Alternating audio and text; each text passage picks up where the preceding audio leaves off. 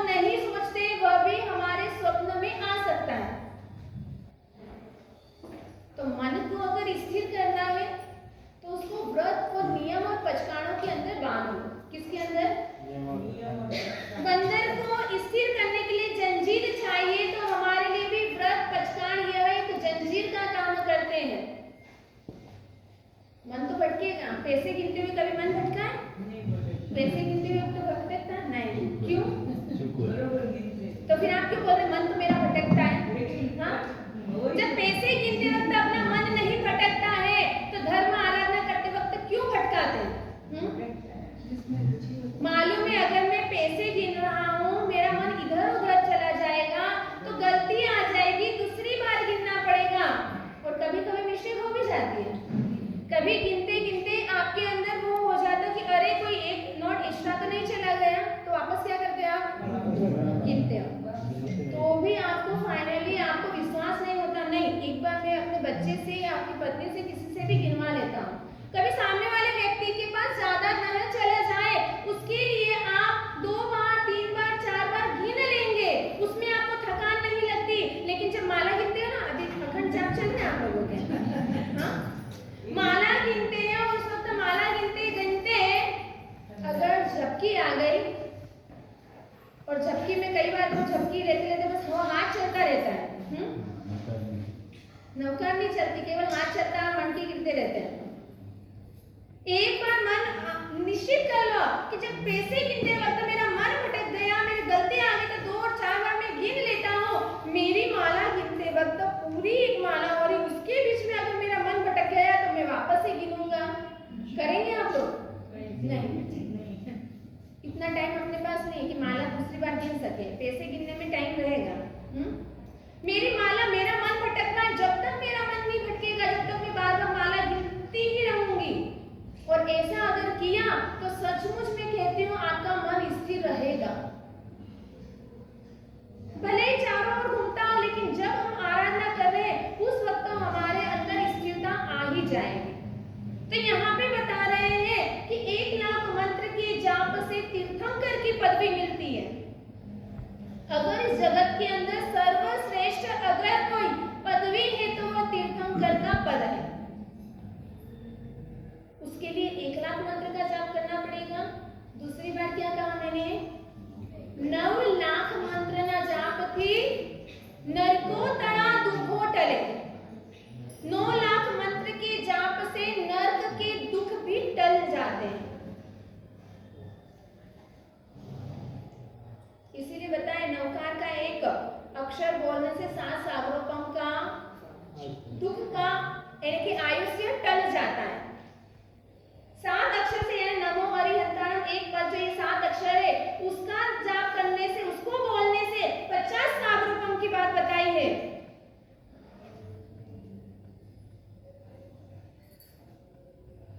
और पूरा एक नौकार गिनने से 500 सागरोपम की बात कही कि 500 सागरोपम के दुख यानी कि आयुष्य वह टल जाता है, दुख पाप जो हमारे नाश हो जाते हैं। एक पूरी माला गिनने से, आप माला गिन रहे हो, 20 माला बताइए, उसकी भी बात करूंगी। एक माला गिनने से 54,000 सागरोपम के पाप का नाश होता है, केवल एक नौकार गिनने से। और नौकार में ही अपने को आज नौकार मंत्र की आराधना में, अगर मैं आराधना में माला में छूट रख देती कि कोई बात नहीं आप 5 माला गिन ले, तो यहाँ पे 100 की जगह 200 लोग भी आ जाते हैं। हाँ राजी हो जाते हैं ना। और इस नौकार की कितनी महत्ता है, उसका एक ही शब्द कहते नगीना लाल का न कह सकते, लेकिन नौकार का न बोलने की क्षमता हर किसी में नहीं होती है। नौकार का नाम वो नहीं बोल सकता है।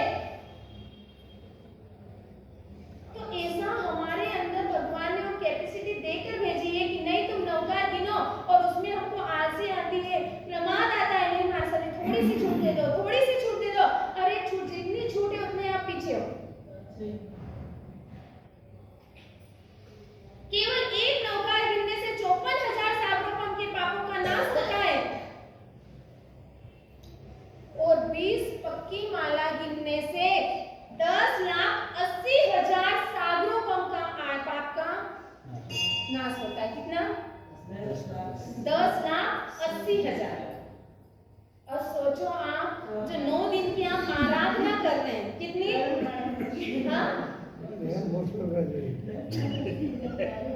देखो अपना मनुष्य जीवन मिला है, प्रतिपल हर पल हर क्षण हम पापों का बंधन करते आ रहे हैं, उसकी कोई सीमा नहीं है, उसकी अपन कोई काउंटिंग नहीं कर सकते हैं। और उसके अंदर हमें इतनी धर्म आराधना कर लो कि कम से कम अपने को आने वाले समय में अच्छी सीट मिले। कितनी अच्छी सीट मिले, हमारी दुर्गति ना हो जाए, हम डाउन में ना चले जाए। आज मानव वो मिला है, हमको लिए, डाउन में जाने के लिए नहीं मिला है। केवल 20 माला गिनने से, एक दिन की आप 20 माला गिनते हो, अब 9 दिन की आप काउंटिंग करो, कितने पापों का नाश करोगे आप। लेकिन मन से और दिल से करो। तो महाराज साहब जी ने बोला यहाँ जब पट की स्थापना करी, वहां पर आकर गिनना जरूरी है। इस वजह से नहीं, मेरी आत्मा, हमको कोई लेना देना नहीं, मैं करूंगी तो मुझे लाभ मिलेगा, आप करोगे तो आपको लाभ मिलेगा। हाँ, जो खाएगा उसका पेट भरेगा। और जो भी नवकार की आराधना कर रहे हैं, केवल सुबह ही व्हाइट वस्त्र पहनना कंपलसरी नहीं, पूरा दिन आपको जाप और आराधना जितनी बार करोगे जाप, उतनी बार आपको व्हाइट कपड़े ही पहन कर रखना और व्हाइट कपड़ों में ही आपको जाप करना है। ये नहीं कि एकादशी के बाद में आपने व्हाइट वस्त्र की जगह रंगीन कपड़े, कल भी यही हुआ, जाप करने जो भी आए उन्होंने व्हाइट कपड़े नहीं पहने थे। जाप के अंदर कंपलसरी है, केवल जो आराधना में नहीं बैठे हैं और उनको अखंड जाप में हमने ज्वाइन किया है, केवल उनके लिए छूट है, आराधना वालों के लिए छूट नहीं है। यहाँ सफेद वस्त्र तो शांति, समाधि और सद्गति और मोक्ष की प्राप्ति करवाने वाला है यह कलर। आप हॉस्पिटल में जाए, डॉक्टर कौन से कपड़े में रहता है? व्हाइट कपड़े में रहता है। क्यों? वो जब ऑपरेशन थिएटर में जाता है, ऑपरेशन करता है, तो उसके मन में कोई दूसरी चिंता ना चले, उसके मन में शांति हो, समाधि, तो ही आपका ऑपरेशन सक्सेस हो सकता है। आप जब बीमार होते तब गोली भी अधिकांश आपकी कौन सी कलर की होती है? व्हाइट। आप जब भोजन करते हैं और आखिरी समय में रोटी खाने के बाद, रोटी सब्जी खाने के बाद लास्ट में आपके पास क्या आता है? चावल। चावल भी क्या होते हैं? यानी व्हाइट चीज हमें पूर्णता दिलाने वाला है। क्या दिलाने वाला है? सफेद चीज हमें पूर्णता की ओर ले जाता है, तो हमें शांति, समाधि, सद्गति और मोक्ष की प्राप्ति, यानी हमारी आत्मा की पूर्णता है मोक्ष को पाना। तो इसे मोक्ष पद को दिलाने का कार्य सफेद वस्त्र करता है। इसीलिए सभी को यहाँ पर सफेद वस्त्र की बात कही है। अरिहंत पद की आराधनाएं, नमस्कार महामंत्र की हम यहाँ पर आराधना कर रहे हैं, और नमस्कार मंत्र की आराधना जो आज यहाँ पर कर रहे हैं। एक भाई साहब हमारे पास आए और बड़ा लखपति था, करोड़पति या करोड़पति कहने का मतलब, कभी भी वह व्यक्ति उपासना मंदिर में उस व्यक्ति ने पैर नहीं रखा। पहली बार उसके कदम धर्म स्तर पर पड़े। बड़ी बड़ी मिलें, कारखाने उसके चलते थे। कहते हैं ना, दुख में सबको गुरु भगवंत ही याद आते हैं, भगवान याद आते हैं। सुख का समय था, कभी आया नहीं। जैसे ही उसके दुख के दिन आए, एक दिन वह सोचने लगा, अब मुझे क्या काम है, मेरे दिन खराब हो गए, भगवान का भजन कर लूं। मंदिर में आया, मंदिर के बाद में हमारे पास में आया, नजदीक पहुंचा और गुरु भगवंत ने कहा, वो अपने दुख के गीत गाने लगा। क्या गाने लगा? महाराज साहब, मेरे पास धन दौलत की कमी नहीं है, बड़े बड़े कारखाने चल रहे हैं, फैक्ट्रियां चल रही, कितने ही कर्मचारी हैं, लेकिन क्या करूं महाराज साहब, जितना भी था वो मेरे बेटे ने मेरे से जब्त कर लिया है, मैं उसके नाम उसने सब कुछ करवा लिया है। हाँ, अच्छा, वो तो मुझे मालूम नहीं है। हाँ, यहाँ पे है ना, बॉम्बे में रेमंड कंपनी का। उसने कहा जितनी भी चीजें थी वह सब मेरे बेटे ने उसके नाम करवा ली और मेरे नाम कुछ नहीं है। उसकी बहू भी ऐसी ही है। 2 समय का भोजन भी हमें सही ढंग से नहीं मिलता है। अब मैं क्या करूं? क्योंकि जो रईसी में रहते हैं ना लोग, वैसे सामान्य जीवन नहीं जी सकते। जिसने शुरू से दुख देखा है, अमीर होने के बाद भी वह सादगीपूर्ण जीवन जिएगा। लेकिन जिसने रईसी का जीवन जी रखा है, उसके जीवन अगर पड़ते दिन आ जाए तो वह रह नहीं सकता है, चिंताग्रस्त हो जाता है। तो गुरु भगवंत के पास में कहते हैं, जैसी दुकान पे जाओगे वैसा माल मिलेगा आपको। सही है ना? किराने की दुकान पे जाओगे तो अनाज, धान मिलेगा या कुछ भी मिलेगा। सोने की ज्वेलरी की दुकान पे जाओगे तो सोना चांदी मिलेगा। सब्जी मार्केट में जाओगे तो सब्जियां मिलेगी, फ्रूट मिलेंगे, यही चीज मिलने वाले हमारे यहाँ पर आए तो हमने भी कह दिया कि आप चिंता मत करो, अब रोने से कुछ नहीं होने वाला है, ऐसे भी आपके कितने दिन बाकी है, आप तो माला फेरा करो। क्या कहा? आप माला फेरा करो। बेचारे ने कभी माला फेरी हो तो मालूम हो? बात को सुनकर चला गया वो, और वो दिन सुबह से लेकर शाम तक क्या काम करता था मालूम है? चिड़िया के घोंसले को भी क्या कहते हैं? माला ही कहते हैं। चिड़िया के घोंसले को भी माला ही कहते हैं। वह गया और इधर से वह इस पेड़ से उस पेड़ में, वो जो माले जो उनके घोंसले थे वो इधर से उधर से इधर करने लगा। 2-4 दिन के बाद में आया और वह उससे पूछा गया तो बोला कि आप माला फेर रहे हैं या नहीं? बोले बहुत फेर रहा हूँ, मैं जंगलों में चला जाता हूँ, ऐसे समय में जाता हूँ कि दिन भर इधर से उधर ही माला फेरता रहता हूँ। फिर बोला जंगल में जाने की क्या जरूरत है, माला फेरना है आप कहीं पर भी फेर सकते हो। बोले कैसे फेरी? बोले वो जो घोंसला इस पेड़ से उस पेड़ पे क्या आ रहे हैं। मैंने बोला ये फेरना नहीं है, तो माला भगवान के नाम की फेरनी है।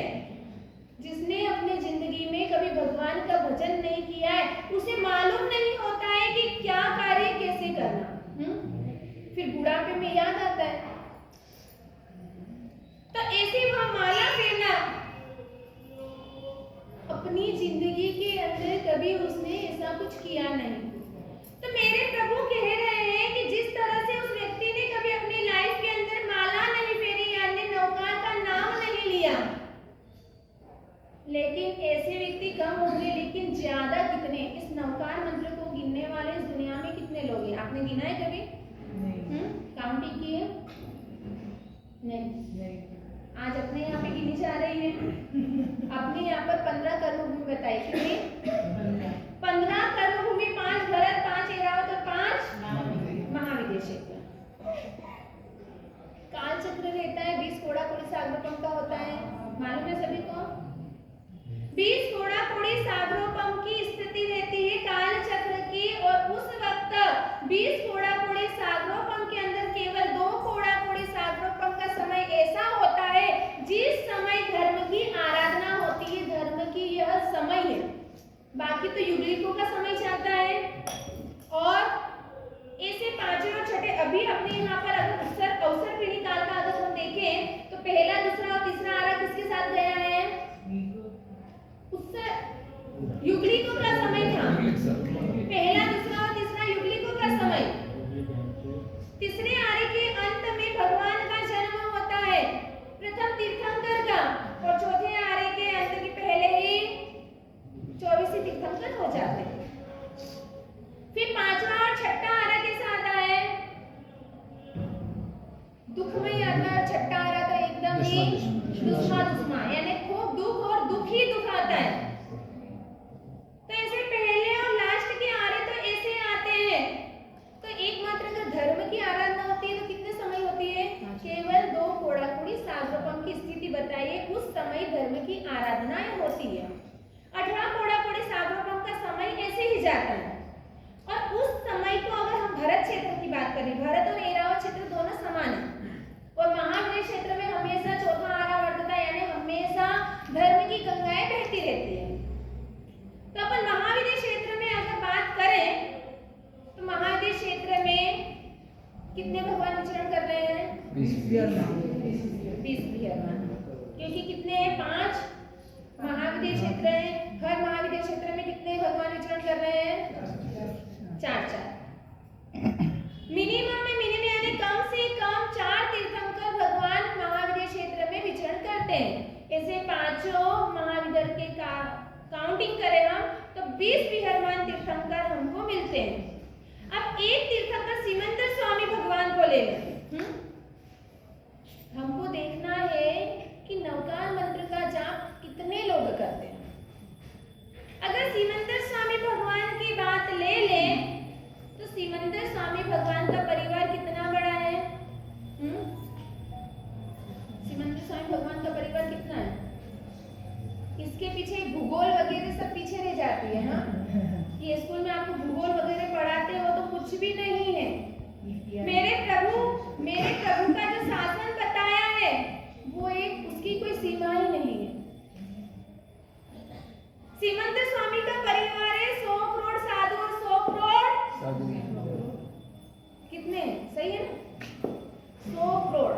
यानी कितने हुए? आपकी बेंगलोर की पॉपुलेशन कितनी है? पूरा इंडिया भारत हाँ? पूरा भारत पूरा है 100 करोड़ में तो इंडिया हो गया ना इंडिया। अब सोचो, तो इंडिया हो गया, तो इंडिया तो उसके महाद्वीप के सामने एक छोटा सा है। ऐसे कितने ही इंडिया मिलकर एक महाविद्यालय बनता है। महाविद्यालय इतना छोटा सा क्षेत्र नहीं, महाविद्यालय क्षेत्र तो बहुत बड़ा है। और उसमें भी हम एक तीर्थंकर की बात कर रहे हैं। किसकी? केवल एक तीर्थंकर का परिवार बता रहे हैं। ऐसे एक महाविद्यालय में 4 तीर्थंकर, तो 4 तीर्थंकरों की संख्या कितनी होगी? 100 करोड़ साधु, 100 करोड़ साध्वी। एकदम आश्चर्य करने लग गए। 100 करोड़ यानी अपने परिवार 100-200 लोग जो अपन शादी ब्याह में ध्यान देखते हैं कि शादी ब्याह में अपने को किसी को बुलाना हो तो हम 100 मेंबर्स में भी भूल जाते हैं। हाँ? पहले के राजा महाराजाओं की इतनी रानियां होती थी ना। हम तो अपने 2-4 रिलेशन अगर क्या बोल रहे लाखों की संख्या में, करोड़ों की संख्या में शांतिनाथ, मधुनाथ और हरनाथ भगवान के कितने थे? हाँ? क्योंकि वो तीर्थंकर के साथ में क्या थे? चक्रवर्ती। तो चक्रवर्ती की रिद्धि सिद्धि कितनी होती है? कोई सीमा नहीं। यानी चक्रवर्ती का 6 खंड यानी पूरी दुनिया उन्हीं की होती है। तो कितनी उसकी रानियां होती है, और रानियों की कम से कम एक रानियों की एक पुत्र गिने या 2 गिने तो कितने हो जाएंगे? शांतिनाथ, कुंदनाथ और अलनाथ के कितने पुत्र पुत्री थे? शांतिनाथ 1.25 करोड़। 1.25 करोड़।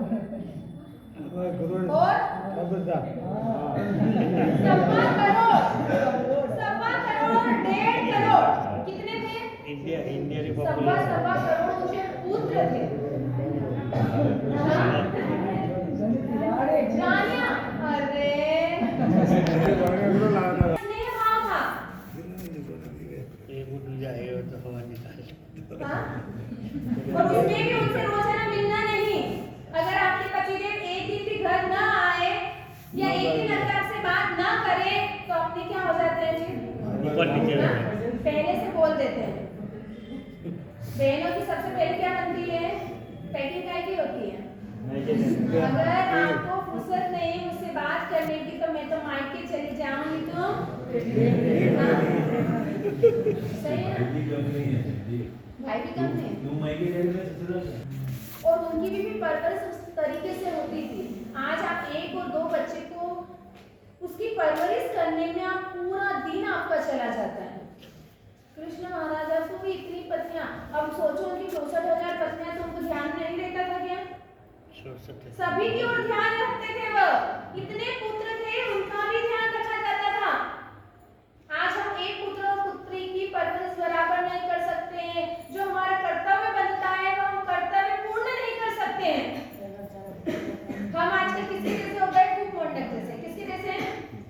कूप मेंढक जैसे। जब एक कूप मेंढक यानी कुएं का मेंढक, हम इनका परिवार देखकर हमको आश्चर्य लग रहा, इतना बड़ा परिवार। हाँ? कुएं का मेंढक भी यही सोचता था कि मेरी दुनिया कितनी बड़ी है? कुएं जितनी। वह कुएं का मेंढक ये सोचता है पूरी दुनिया इतनी ही है। जब बाहर का जो जमीन का एक जो बाहर जो दुनिया देखने वाला जो मेंढक है वह मस्ती करते करते उछलते कूदते कूदते अपने आप एक दिन अचानक उस कुएं के अंदर गिर गया। अब कुएं के अंदर गिरा, बड़ा मायूस होकर बैठा। बैंगलोर के लोगों को अगर या बॉम्बे के लोगों को इस लॉकडाउन के अंदर जो मारवाड़ जाकर बैठना पड़ा मजबूरी के अंदर, हाँ, तो उनकी हालत क्या होती थी? कुएं के जैसे। वो सोचते थे कब लॉकडाउन खुले और हम बैंगलोर बॉम्बे जाएं। उनको वहां का रहना करना, क्योंकि यहाँ पर तो घूमना फिरना सब कुछ आजादी रहती है। वहां पर सास ससुर भी रहते हैं, उनके साथ में रहना, बाहर नहीं निकलना, घर पर 24 घंटे रहना, उनको वो बंदिश लगती है।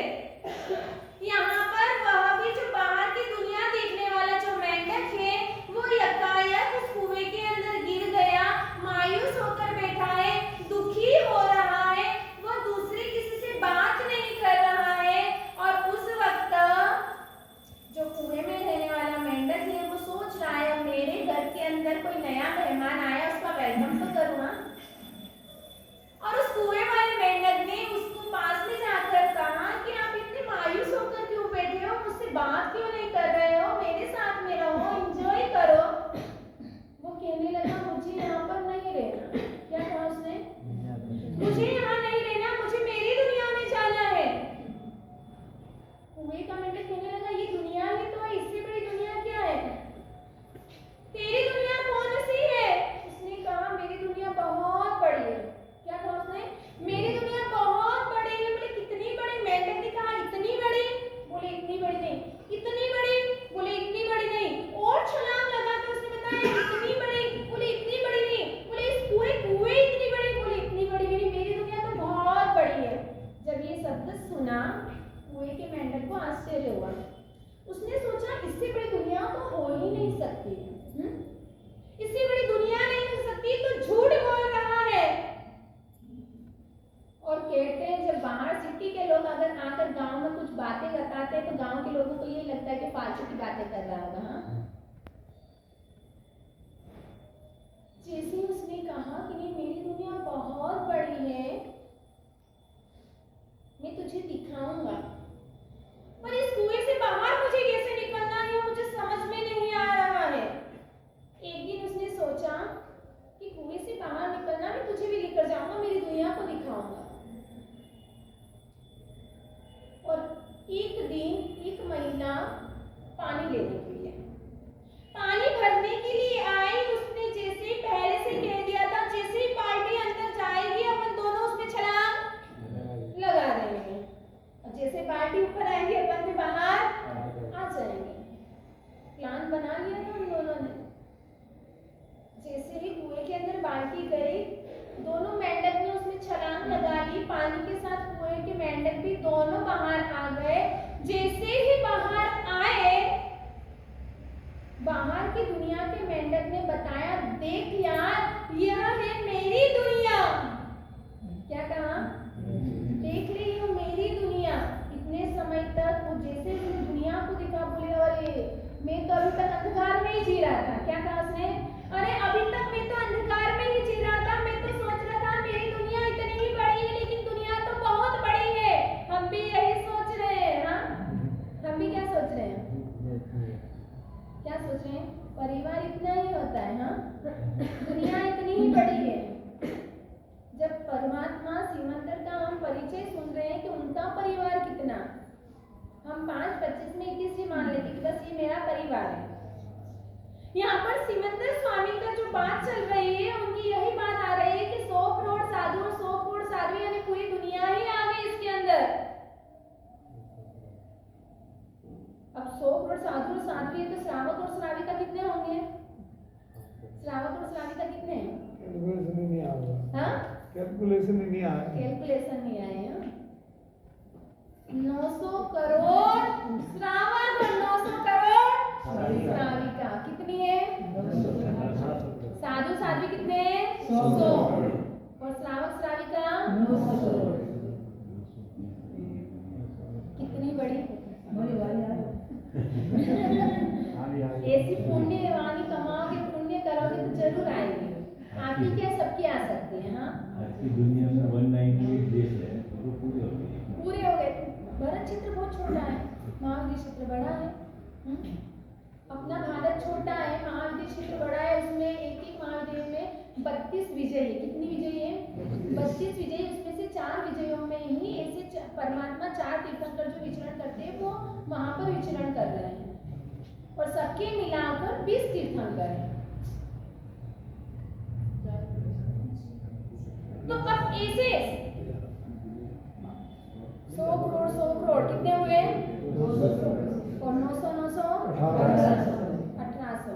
कितनी काउंटिंग कर रहे, कितने हो गए दोनों को मिलाकर? हाँ, 2000। कितने? 2000 करोड़। 2200। तो फिर 2000 करोड़। 2000। ये केवल एक तीर्थंकरों की, 20। हाँ, केवल ये एक तीर्थंकर का परिवार है। अब ऐसे इसके डबल इंटू करते जाओ 20 के साथ, तो कितने हो जाएंगे? ये एक तीर्थंकर की बात बता रहे हैं, ऐसे दूसरे तीर्थंकर, तीसरे तीर्थंकर, चौथे तीर्थंकर, ऐसे सब तीर्थंकरों का परिवार बताएंगे तो हमारे दिमाग से बाहर की बात। इतना बड़ा परिवार है, और कहते हैं जब मेरे परमात्मा के यह परिवार है, तो परमात्मा के परिवार वाले कौन है? धर्मी, साधु साध्वी, श्रावक श्राविका। साधु अभी भी नमस्कार मंत्र का जाप करते हैं। श्रावक श्राविकाओं की गिनती कब आती है? जब वो परमात्मा के मार्ग में चलते हैं, 12 व्रत का पचकान यानी 12 व्रत का पालन करते हैं। श्रावक के 21 गुण बताए हैं, उन सभी चीजों का अगर पालन होता है वही श्रावक श्राविका कहलाते हैं। तो यह श्रावक श्राविका भी नमस्कार मंत्र का जाप करते हैं। अब दुनिया के अंदर कितना नवकार मंत्र का जाप होता होगा, कितने लोग नवकार का स्मरण करते होंगे, कितने लोग नवकार का पाठ करते होंगे, कितने लोग नवकार को बोलते होंगे, गिनते होंगे, सुनते होंगे। हाँ बताइए, नवकार हर व्यक्ति नहीं गिन सकता है, लेकिन फिर भी दुनिया में कितने नवकार का पाठ हो रहा है, जाप हो रहा है। 1 2 4 6 व्यक्ति नहीं है। 27 करोड़ का व्हाट्सएप चल रहा है, 27 करोड़ नवकार का व्हाट्सएप। नवकार की आराधना, नवकार की महिमा को गाने वाले, सुनाने वाले, इस पंच परमेष्ठी के अंदर कितने अक्षर है? 35 अक्षर। कितने अक्षर है? 35 पूरे नौकर में केवल पंच परमेष्ठी 5 68 अक्षर तो है से, लेकिन पंच परमेष्ठी के 5 पद के 35 अक्षर